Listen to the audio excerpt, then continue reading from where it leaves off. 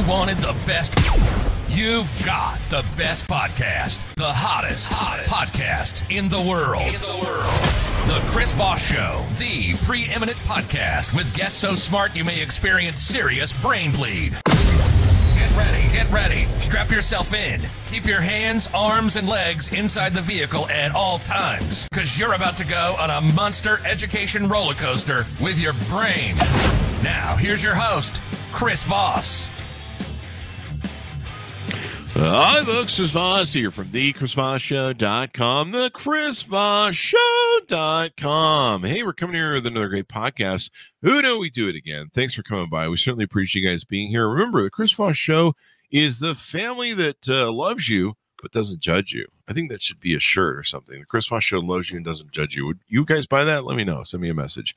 Anyway, guys, be sure to watch the video version of this at youtube.com/Chris Voss. If you haven't seen everything we're doing over there, looks like we're getting a lot more reviews of products in, just like the old days in 2019 prior. So go watch what we're doing over there. We got a lot of great speakers. We're going to have a lot of great tech interviews coming up as well, along with all the book authors we have on the show. Go to goodreads.com/Chris Voss. See everything we're reading and reviewing over there in my books. Also go to all our groups, Facebook, LinkedIn, Twitter, Instagram. Just search for Chris Voss or the Chris Voss Show.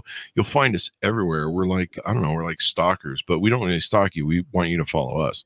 Anyway, guys, we have another brilliant author on the show. He is the author of the new book that came out December 1st, 2021, The Future You, How Artificial Intelligence Can Help You Get Healthier, Stress Less, and Live Longer. That's always important, I think. That sounds like something we should do. Harry Glorikian is on the show with us today. He's going to be talking to us about his amazing book and his experience that he has put into it and shared. He is a global business expert, healthcare entrepreneur, podcaster, and author of this great book. For over 3 decades, he has built a breadth of successful ventures in the healthcare space, and he is well known for being at the forefront of helping invest in and grow innovative healthcare companies that are tackling groundbreaking areas of healthcare and biotechnology. A sought-after speaker, he is frequently quoted in the media and regularly asked to assess, influence, and be part of the innovative concepts and trends. He also holds 4 U.S. patents in telecommunications and has others pending. Welcome to the show, Harry. Thanks for taking time off from your pending U.S. patents. Hey, Chris, thank you very much for having me. Thanks for coming. Congratulations on the new book. Give us your plugs so people can find you on the interweb. My website is www.glorikian.com, glorikian.com. But they can also find my book on Amazon or Barnes & Noble. There you go. So what motivated you on to write this book? I've been writing about data and how it's changing healthcare and life sciences a lot, but I started to realize that all these technologies are now becoming totally accessible to just about anybody. And when my Apple Watch actually beat me one day and said, "Hey, have you ever been diagnosed with sleep apnea?" And I said, "Yes." And then it said, "Are you being treated for sleep apnea?" And I said, "Yes." You start to realize that these different technologies can help you identify things that might be going in the wrong direction very early so that you can get in front of them before they become a major problem. And so I wanted to really let people know what's out there and how they can incorporate it into their lives. Wow. Excuse me. Give us an overall arcing view of the book and some of the stuff you've entailed in it. The book covers everything from different types of apps to different wearables to, God forbid, you have cancer, how you should think about things like genomic or genetic screening. I have a whole chapter on the vaccine and what really drove that forward faster. And people will get a very good idea of what's available today and how to make changes in their life today that will either help them or someone that they... What are some of your favorite tips and tricks that you use in the book that you advise people on what to do? Oh, I always tell people, like, whatever is, ailing them, they may have to find something specific that would do that. But simple things like a wireless scale to let them know, like, when things are going on and off track. Or I have a wireless blood pressure cuff with a silent killer. You don't even know it's happening until something is going wrong, and just give you these early warning signs. One of them is just monitoring my sleep. I've figured out so many things that were disturbing my sleep that now I've been able to really optimize it to get a lot more deep sleep, which means I've got a lot more energy during the day. Simple things like that, I think, can make a huge difference in how happy you are, how less stressed you are. And the healthier you are, the longer you should live. Yeah. I've learned that you got to get that sleep, man, or else people die. People get murdered. And that's the judge says that's not a good thing. I can't do that anymore. But sleep is like everything. And it's a time where your body gets to rest. It gets to rebuild stuff. It gets to do whatever sort of process it needs to change your oil and do all the stuff it does probably when your thing. And yeah, a lot of people don't realize how important that is, or they don't get it because they don't get it. I know I had a real big problem with sleep, especially during the early days of COVID. But during COVID, I had the hardest time sleeping. I would sleep for 4 hours. I would take a nap for 4 hours, and it was just killing me because my body would never get really that deep REM sleep. Sometimes in the second 4 hours, it would get that deep REM sleep that I needed, where you're just zonked and you're drooling all over your pillow. And that's the sleep that I get that really repairs me. Now that about 5 months ago, I started weightlifting, and man, I have to have that 8 hours of sleep because I need my body to recover. If you think about it, right, the way that people get tortured is they restrict their sleep, and that does amazing things. So sleep is critical. And if you use these monitoring technologies, you get a good idea of, did that glass of wine kill my deep sleep? Or, did I eat a little too late? Or am I dehydrated? And small changes, not big changes, can make a big difference in how much restful sleep you get and how much more energy you have during the day.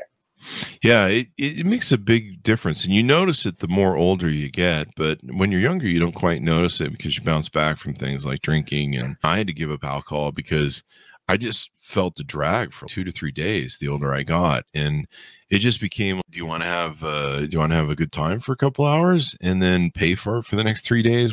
I just got really better at listening to my body and tuning into what my body was. I went vegan and lost a lot of weight.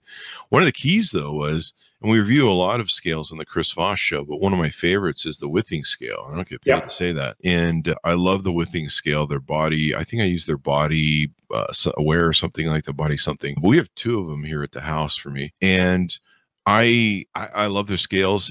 Their scale helped me to get tuned in and lose, close to 100 pounds. 2016, I just lost another. And someone put it back on. And so that, seeing every day what was going on, and then the nicer Withing scale, it tells you different stuff like your pulse and your body fat mass, muscle mass, and bone mass, I think it is. But yeah, just seeing that data every day and seeing if you're going down or going up, you're on the right track. What am I doing? Especially with me bodybuilding, sometimes I can do arms day and I wake up the next morning and I'm up 2 pounds and I'm like, okay, is that just from all that pump that I did last night? And yeah, it will be. Like the next day, it'll go down a pound or 2 or something. It tends to be a little bit all over the place, but it depends on if I'm pushing up to new limits and stuff. But yeah, getting that feedback is real important. We've reviewed plenty of those arm cuff too things. I think Withings makes one that we reviewed. Those are really important. But yeah, they're really easy monitors. What do you use for sleep, monitoring your sleep? There was something I saw where you put on your finger and it attaches to your finger and wrist. And that's a different one. So I use Auto Sleep, which integrates with the Apple Watch. That one, I've been using that the longest. But I've also been playing with the Aura Ring, and then I also downstairs it's charging right now. But I also have a Whoop band, so I'm always looking at what the data says and what it's trying to tell me, so that I can get a better idea of how these different technologies work. Right now, Auto Sleep seems to have a trend of my overall sleep because it's the longest. So that's what I use. The blood pressure cuff. This is a Withings. The scale I have is similar to yours. It's a Withings scale, and then I also have one of these EKG monitors that's from AliveCore. These are about $80, and it'll take a 6-parameter look at my heart, just sitting here at my desk. Now, is that the one I've seen the commercial where the guys are interviewing people at a booth and they're talking about doing the EKG thing on them? They're like, hey, you can do this really cheap. Does that work good? I don't know if the commercial is the same one you're talking about, but yeah, you can put this, say it has a little sticky, you can put it on the back of your phone and do it from wherever you are. Do you put your wrist against it or your chest against it? Just your fingers on top like this. Oh, yeah. That is the commercial. Yep. And it takes 6 different parameters of your heart, And then if you sign up for it, so there's an artificial intelligence system which will look at the trace and see if there's a problem, and then you can send it to your doctor. All these technologies, I mean, if you go back 5-6 years ago, you had to go to your doctor. Yeah. Now you can have all these things at home. And so I always, when I go to my doctor, I have a longitudinal view of all my data, and I show him. Yeah. And he can look back 6 months and go, yeah, everything looks good. As opposed to, that one time I go into his office, and I always say, when you take your car in, you say it's making a noise. It never makes the noise right then. But if you have a longitudinal view, your doctor can look at it and be like, oh, I am seeing abnormality or a problem or something that's up with your heart or your blood pressure. And, let's dig into that a little bit further. That always happens to me. I always go into, whenever I go to the doctor, which is really rare when I get the flu, and they'll put that blood pressure thing on me, that cuff on me, and I hate that giant thing. Like, I've always hated it. There's some probably childhood thing that I have with it. And they'll put that thing on me, and they'll be like, you're a little high. And I'll be like, and what's funny is they go, you don't like coming to a doctor's office, do you? And I'm like, no, and I don't like this thing. And it's not a good indicator of what my true blood pressure is. I'm actually pissed because I've had to wait 2 hours in the waiting room, so I want to murder everybody. So yeah, actually, they've shown that when people go to the doctor and they're nervous, their blood pressure moves up a little bit. So it's not indicative of their true blood pressure. But if they were taking it at home, it doesn't even have to be every day. So even once a week, it'll give you a good idea of what's happening with you, and you can now be well informed. So all of these things make a big, I think, difference in somebody managing themselves just a little bit better. And I don't think they need to make major changes in their life. If they start early enough, they can make sure that they stay on track and don't have to take some massive course correction. Yeah, you don't have to go to the doctor. You should always check in the doctor. Someone from LinkedIn is asking the question, have you seen the controllers that use mind control? I don't know, or mind monitoring maybe is a better way to say that. I don't know. I've seen some different mind mapping things or things that claim to I think we reviewed a few of them. I think I know what they're talking about. So there are a few technologies that are being worked on where I've seen one where it's thought to speech, where they're actually training the AI system to be able to convert thought to actually speech for those people that have lost that capability. I think I just saw one where the person, they've now trained on 25 or 30 words, and they're trying to eventually get it up to 1,000 so the person can actually communicate. There's also, I think it was Elon Musk that's working on his system where the monkey was actually able to play Pong by thinking that. Yeah, so there are technologies that are being worked on like that. I think they're still super early in their development, but they're showing some very interesting. If I ever got beat by a monkey in Pong, that would be, that'd be the worst. Of course, I don't know. I get beat by a bunch of squeaker kids in a Call of Duty, so that's always bad too. They're always like, "Yeah, I did something to your mother," and you're like, "You have no idea what that means. You're not even hit puberty." Call of Duty joke. But yeah, it looks like they're saying for those who've had strokes or possibly suffer from disease that limit mobility. Yeah, I guess if there's ways that we can retrain or regenerate the brain. There's another question. This may come from the same user, LinkedIn. If we put data into the game use that kind of control, or they can put information inside of us in return? No, there's been none of that function. It's been the other way. It's us they've got to figure out the signals that they can then translate to some sort of action. Wouldn't it be cool if they could put an AI chip in us? Like, I want to learn to be a karate dude. And they could just put a chip in us. There are movies about that, but I don't see that happening anytime soon. Biology is a little bit more complex than people give it credit for. Yeah, it'd be great if they could learn to hack that, because you could just install a little cartridge like your old Atari. When you say hacking, I would say that one of the technologies I talk about in the book, which is called a CRISPR technology, is where you can make one gene, like one letter change in somebody's genes. Let's say they have a disease like sickle cell, which is a one base pair difference, is if you could fix that, like you could eliminate the disease, and that's pretty much exactly what happened. Like the woman that has been treated for sickle cell, she's about a year later now is completely disease-free because of that one gene change. So we are learning how to really make a difference in diseases like that. And it's being used in crops. It's being used in animals. Pretty much anything that has DNA will be affected by this technology. It's pretty interesting. I hear a lot of the people who are like, oh, the people in the Illuminati and the black helicopters will use it to turn us all into lizard people or something. But yeah, the CRISPR technology, there's a whole lot of weirdness in and around about that. So you write about that in your book and study it? Yeah, I have a whole chapter in there talking about how it'll affect, and it's going to affect not just human disease, but even manufacturing, right? If I can have a yeast cell produce a raw material, then I may not need to chop down that tree or use a highly dangerous chemical process to produce it, but I can have the organism produce it. I could use a gene that would make me fart less, especially when I'm in public, or just take away the smell. You know, you're on a plane, you're just like, oh no, or an elevator. These are the important things. But no, that CRISPR technology is interesting. I've seen a lot of different videos. I've seen the biohacking thing. I think I first met a biohacker I can't remember what he'd done to himself. He had some sort of brain thing that he put on his head, but he was biohacking, and he explained how the biohacking community worked. It was at South by Southwest.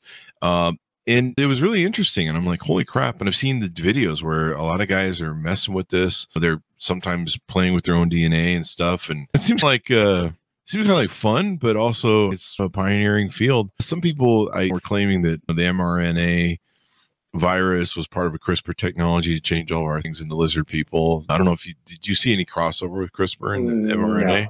No. And to be clear, I don't validate any of that stuff. I'm just talking data that I've seen. I'm just going, I don't know, man.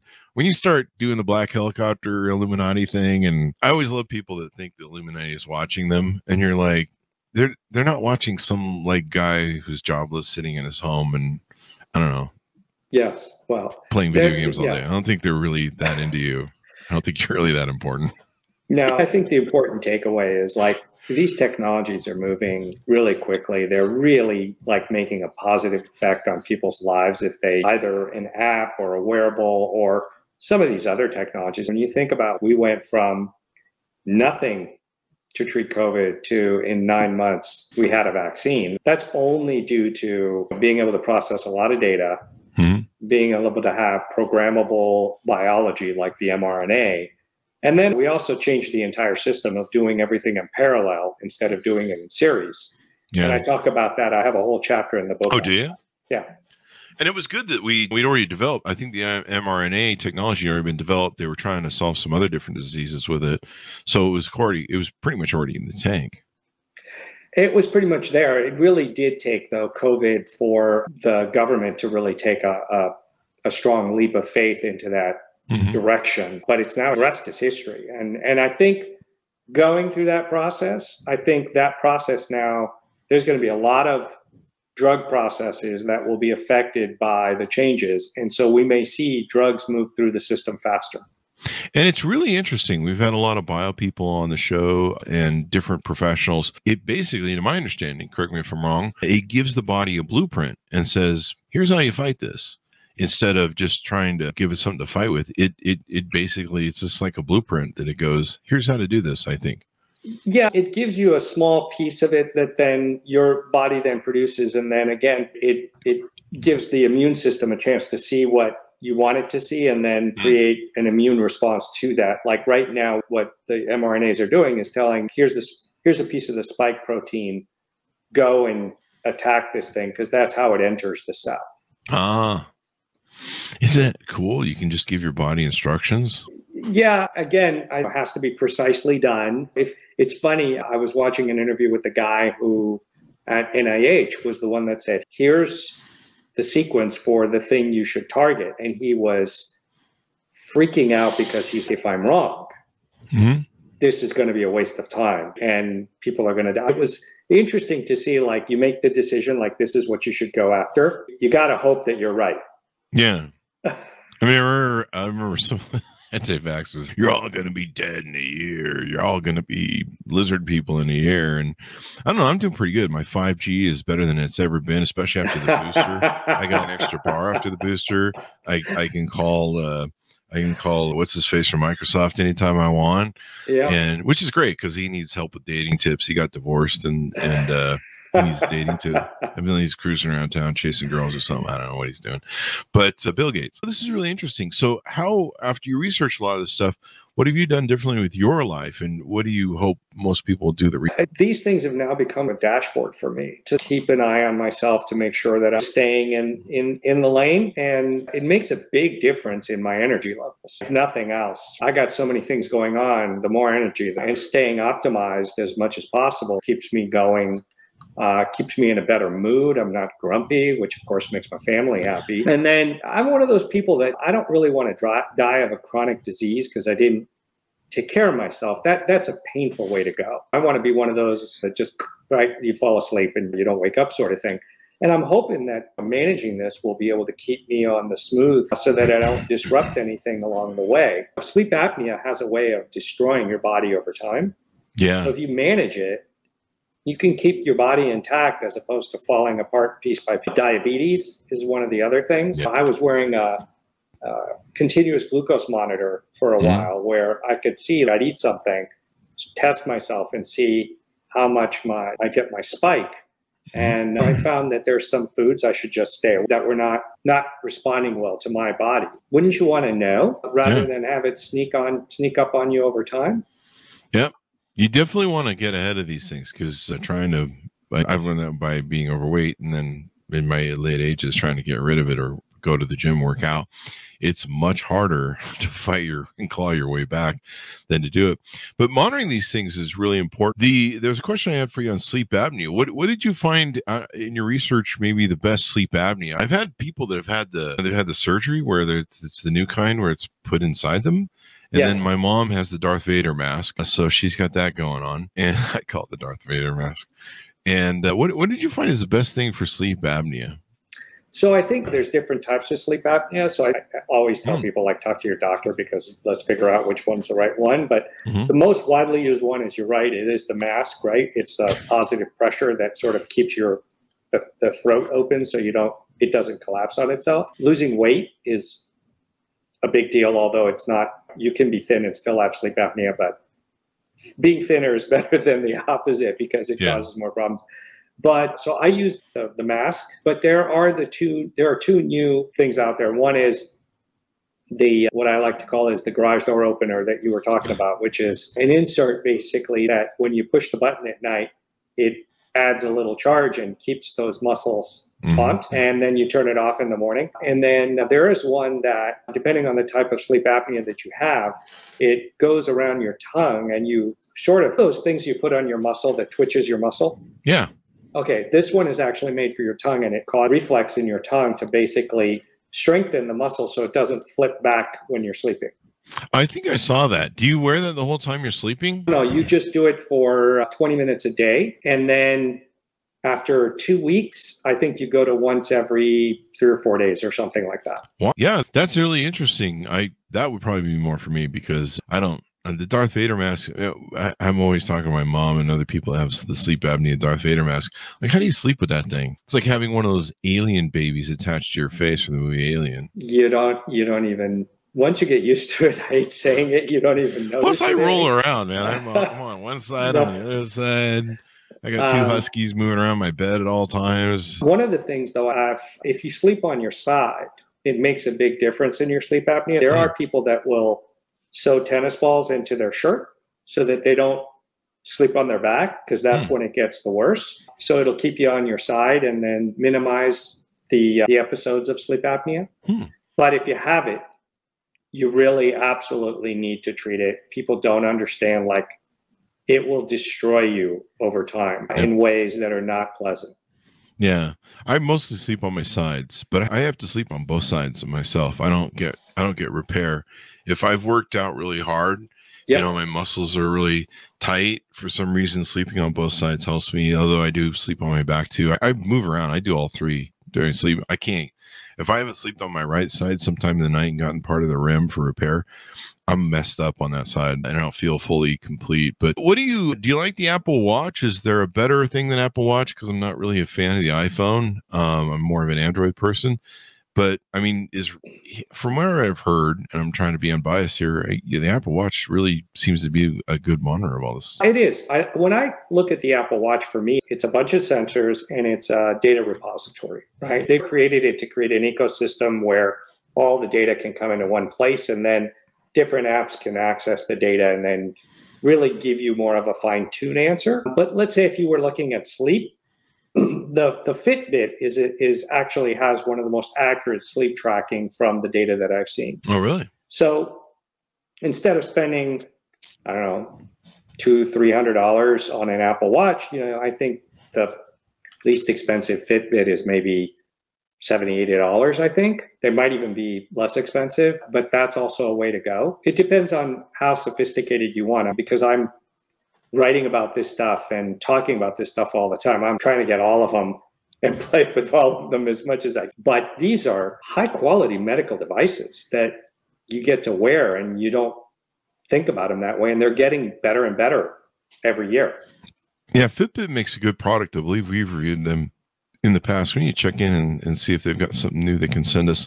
But yeah, they make a good product. We've had a lot of trackers sent over to us in the years that we've reviewed on the Chris Voss Show. When wearables were especially really popular, there was a time where everybody was making a wearable at one point. And I think the market is really consolidated. What are some other things that you talk about in the book that we can recommend? One of the things that's a little, pricey, but the 8-sleep bed is another one that I think I love it. It took my wife a couple weeks to get used to it, but now she loves it. It's you get in bed and it's warm. Oh, yeah. And then when you get into deep sleep, it cools down to keep you into deep sleep longer. And then as it's going towards the morning, it warms up again. Mm-hmm. And, it changes temperature based on the temperature that's in the room and outside. Yeah. You don't have to keep the heater as high, like in the winter. Mm-hmm. And in the summer, you don't have to drive the air conditioning as much because it'll cool itself off and that'll keep you cooler. I had the 8-sleep cover that we reviewed on the Chris Voss Show about 3 or 4 years ago. And after about 2 or 3 years, it finally blew out. I think we had a cord thing or something. I don't know what went on with it, but it lasted for 2 or 3 years. And yeah, that thing, I just crawl into that thing, fall asleep. There's something about a warm bed. I love when you get the blankets out of the dryer and you put them on, man. It's like a warm towel out of a nice luxury hotel when you get in the shower. But yeah, they make a great product and I really liked it. And then of course the tracking mechanisms they have in it. You can buy a whole mattress now. I don't know if they have any more. I bought the cover because if I said to my wife, we're going to buy a new bed, she would be like, no. So we have the same bed. So it's the same feel, but the cover goes on top and it's super easy to put together. And it really does make a big difference in your sleep. I actually interviewed a guy that's in Texas that was saying his air conditioning bill was through the roof. Bless you. And he bought one of these, put it on there, and he's like, yeah, really don't have to drive the air conditioner that much. So it paid for itself in the end. And he goes, I'm sleeping like a baby. So his performance has gone up. So I think it made a big difference. And so I'm using it and I love it. Yeah, I love the product. In fact, I need to bugger them about getting us a new review. They were reworking the cover, I think, at the time, and they just had the mattresses. But yeah, it looks like you're looking at their website, the cover's out.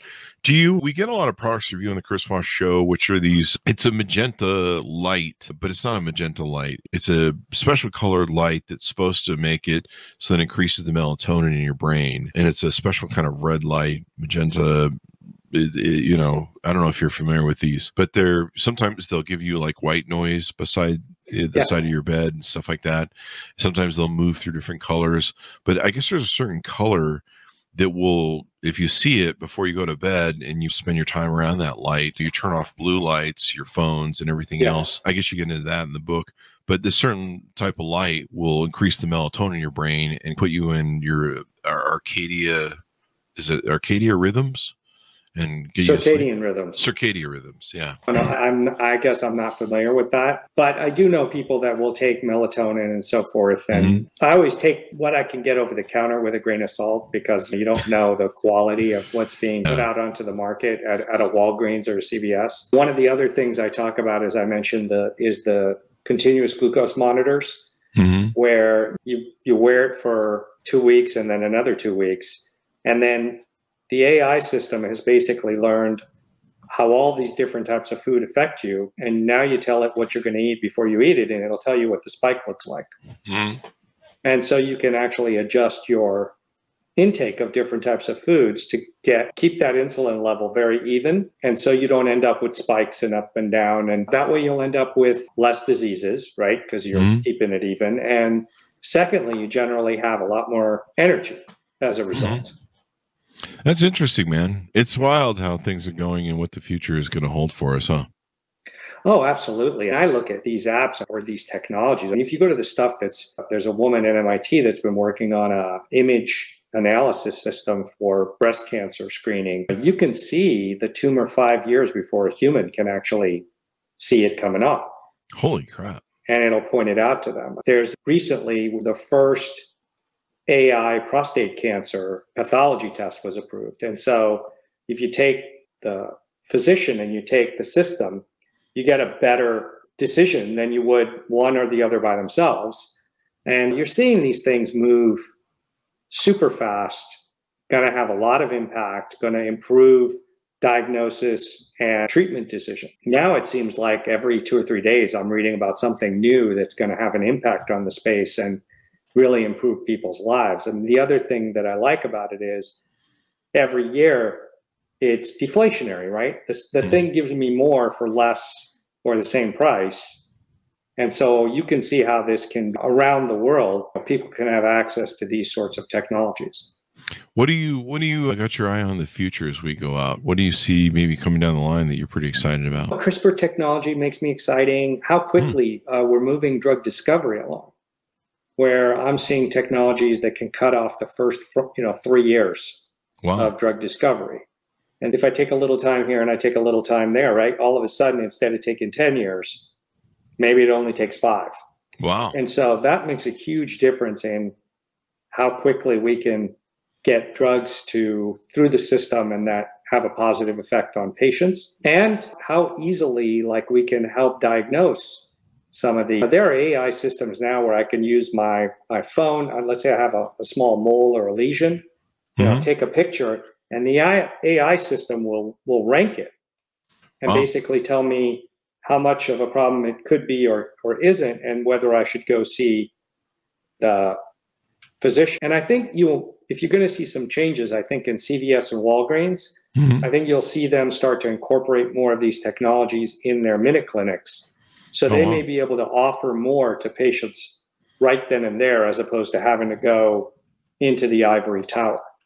Anything we can do to reduce there's telemedicine now where you can do telemedicine, but anything we can do to reduce some of these things, because I hate going to see the doctor. Part of what I hate about it is just how long you sit there sometimes waiting in waiting rooms and stuff. I just find that the most annoying. I'm like, seriously, I set an appointment with you. Do I really have to wait 2 hours in your waiting room?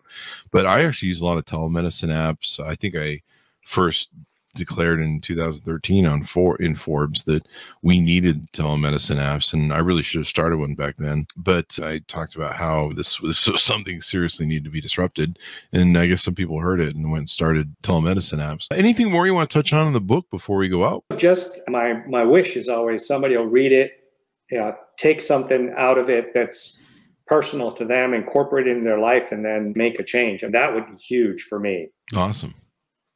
Yeah, use it to improve your life. In fact, you're going to get me to go look at some of the watches we have laying around here. We have a bunch of stuff. I want to go see what's going on with all that, and maybe retest it, because I've been going to the gym for 5.5 months now. I think at the end of the month, beginning of the month, it'll be 6. And I've been monitoring more of what I do. I take 5,000 supplements a day, it seems. But I'm like, okay, let's take a look at our testosterone. Okay, let's take a look at our vitamin D consumption. Oh, let's take a look at all these things that I've just been skipping through. So it's really important. Give us your plugs so people can find you on the interwebs and find out more about you and what you're doing. Yeah, again, I would say my book and my podcast and everything is on my webpage. It's www.glorikian.com, glorikian.com. I'm pretty easy to go. They can find me almost anywhere. And if they read the book, I hope they enjoy it and they take away some key change from it. There you go. There you go. Thank you very much. It's been wonderful to have you on the show and enlightening us all this brilliant information. Thank you. Thank you for having me, Chris. Thanks, Harry. To my audience, be sure to go see the video version of this. Go to youtube.com/Chris Voss. Go to goodreads.com/Chris Voss. All of our groups on LinkedIn, Twitter, and Instagram, and all this stuff. Also, be sure to check out the LinkedIn newsletter. The thing is killing it over there on LinkedIn, and our big 132,000 group on LinkedIn that just keeps growing like a monster. Anyway, guys, thanks for tuning in. Be good to each other. Stay safe, and we'll see you guys next time.